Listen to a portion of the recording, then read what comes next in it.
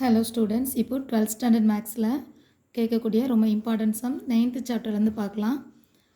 9.26 இந்த வேல்யூ கொடுத்துருப்பாங்க. 0 to a f of x plus f of a minus x dx. So இதை solve பண்ணணும், integrate பண்ணணும். இதை ஐன்னு செலக்ட் பண்ணிக்கலாம். ஆக்சுவலாக இந்த லிமிட்டை ஆட் பண்ணி எழுதிட்டு மைனஸ் எக்ஸ் அப்படின்றத ஏ மைனஸ் எக்ஸ் அப்படின்றத எக்ஸ் பிளேஸில் காப்பி பண்ணிக்கணும். ஸோ இதில் 0 ப்ளஸ் ஏனா ஏ, ஸோ ஏ மைனஸ் எக்ஸ் இங்கே காப்பி பண்ணுறேன். இந்த பிளேஸ்லையும் ஏ மைனஸ் எக்ஸ் இங்கே காப்பி பண்ணும்போது ஆல்ரெடி மைனஸ் இருக்குது. ஸோ மைனஸ் ஏ மைனஸ் எக்ஸ் வரும். இந்த மைனஸ் உள்ள வரும்போது மைனஸ் இன்டு மைனஸ் ப்ளஸ் ஆகிடும். அப்போ இந்த ஏஏ கேன்சல் ஆகிடும், எக்ஸ் தான் இருக்கும். ஸோ இப்போ இந்த டினாமினேட்டரும் சேமாக இருக்குது. இங்கே ஆல்ரெடி ஐன்னு செலக்ட் பண்ண சொல்லியிருக்கேன். இது ஃபர்ஸ்ட் ஈக்குவேஷன். இப்போ நம்ம சால்வ் பண்ணியிருக்கிறது செகண்ட் ஈக்குவேஷன். ஸோ ரெண்டோட லிமிட்டும் சேமாக இருக்குது.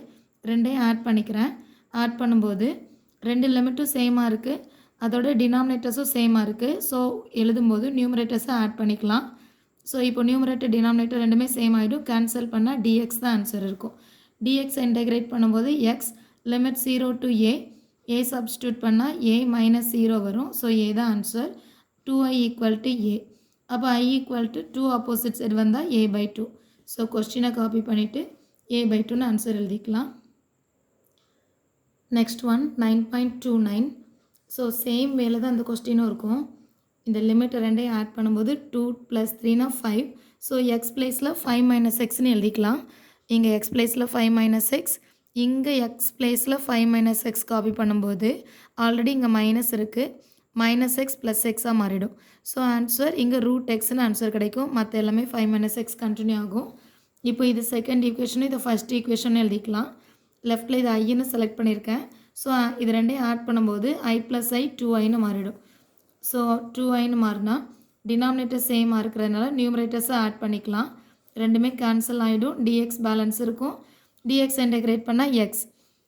இப்போ அப்பர் லிமிட் சப்ஸ்டியூட் பண்ணும்போது 3, லோயர் லிமிட் வேல்யூ 2. ஸோ 3 - 2னா 1. So 2i value is equal to 1ன்னு ஆன்சர் கிடைக்குது. அப்போ i ஈக்குவல் டு 1/2.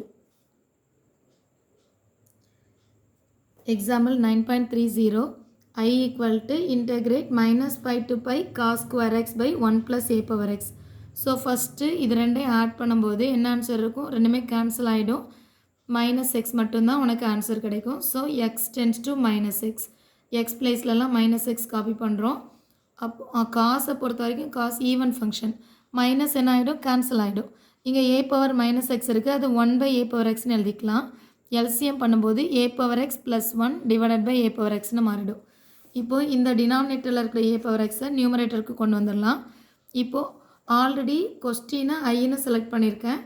இந்த வேல்யூவே ஐன்னு செலக்ட் பண்ணிக்கலாம். அப்போது அது ஃபர்ஸ்ட் ஈக்குவேஷன், இது செகண்ட் ஈக்குவேஷன். ரெண்டையும் ஆட் பண்ணுறேன். i + i 2iன்னு மாறிடும். ஆட் பண்ணும்போது லிமிட் சேமாக இருக்குது, டினாமினேட்டர்ஸும் சேமாக இருக்குது. நியூமரேட்டர்ஸை ஆட் பண்ணிக்கலாம்.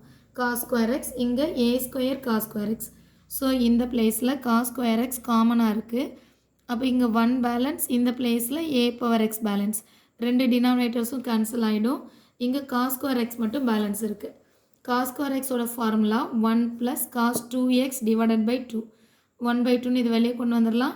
எக்ஸ் இன்டெகிரேட் பண்ணும்போது 1 இன்டெகிரேட் பண்ணும்போது எக்ஸ், காஸ் இன்டெகிரேட் பண்ணால் sin 2x, 2xை டிஃப்ரென்ஷியேட் பண்ணால் 2, அதுக்கு டினாமினேட்டரில் எழுதிக்கலாம். இப்போ லிமிட்டை சப்ஸ்டியூட் பண்ணணும். ஸோ இது upper limit pi, sine pi value என்னென்னா 0. இங்கே மைனஸ் பை காப்பி பண்ணும்போது minus pi, sine minus pi வேல்யூவும் 0 தான். இங்கே லோயர் லிமிட் காப்பி பண்ணும்போது மைனஸ் போடணும். ஸோ மைனஸ் மைனஸ் ப்ளஸ் ஆகிடும். Pi plus pi 2π. ஆல்ரெடி இங்கே ஒரு 1/2 இருக்குது, அந்த 2 இங்கே கேன்சல் ஆகிடும். So 2i equal to pi, i equal to π/2. Next one 9.3ல செகண்ட் சம்மில் 10th சப்டிவிஷன். இந்த கொஸ்டின் கொடுத்துருக்காங்க. tan xஐ sin x பை cos xன்னு எழுதிக்கலாம். ரூட் இருக்கிறதுனால root sin x by root cos x. LCM பண்ணும்போது இந்த பிளேஸில் cos x வரும். இதுக்கு ஓவராலாக டினாமினேட்டரில் cos x எழுதணும். இந்த ரூட் cos xஐ நான் அப்படியே என்ன பண்ணிக்கிறேன்? நியூமரேட்டரில் கொண்டு வந்து காப்பி பண்ணியிருக்கேன்.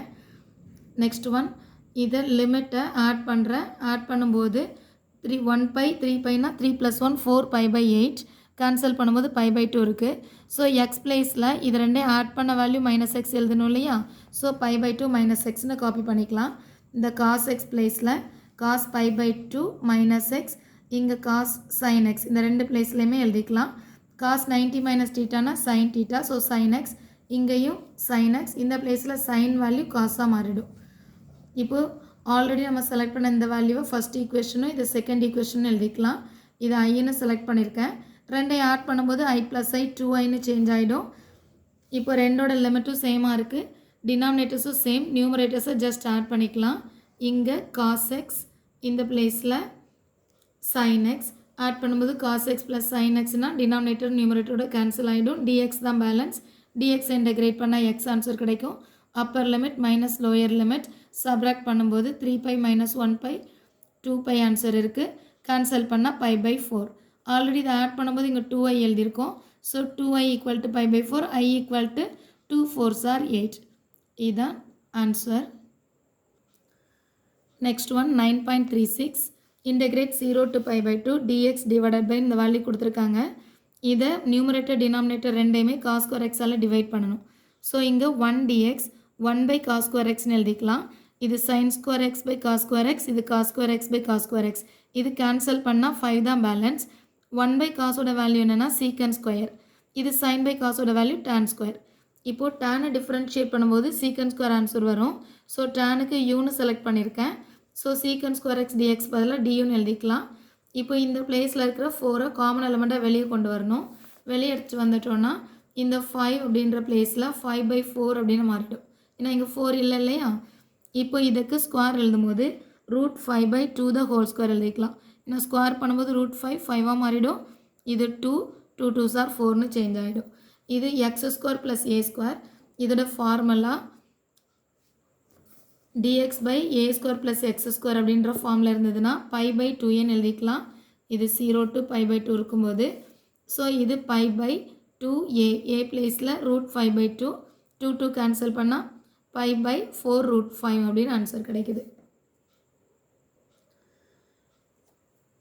இது எக்ஸசைஸில் 9.3ல ஃபஸ்ட்டு சம். இந்த சம்லையும் காஸ் ஸ்கொயர் எக்ஸால் டிவைட் பண்ணுறோம். இது 1 பை காஸ் ஸ்கொயர் எக்ஸ், இது 1 by cos square x, cos square x by cos square x. இது கேன்சல் பண்ணால் 5 பேலன்ஸ். இங்கே 1 பை காஸ் ஸ்கொயர்னால் சீக்கன் ஸ்கொயர், இங்கே எழுதுனா அதே வே தான். டினாமினேட்டர்லேயும் சீக்கன் ஸ்கொயர் தான் இருக்குது, பட் டேன் இருந்தால் தான் யூ செலக்ட் பண்ணிக்கலாம். ஸோ சீக்கன் ஸ்கொயரை 1 + tan ஸ்கொயர்னு ஃபார்முலா எழுதியிருக்கேன். இப்போ 5 + 1 இங்கே 6ன்னு சேஞ்ச் ஆகிடும். டேன் பிளேஸில் யூ காப்பி பண்ணனா நியூமரேட்டரில் டியூ. ஸோ இந்த 6ஐ √6² எழுதியிருக்கேன். இங்கே எழுதுனா அதே ஃபார்முலா தான். 1/π/2a, a பிளேஸில் √6.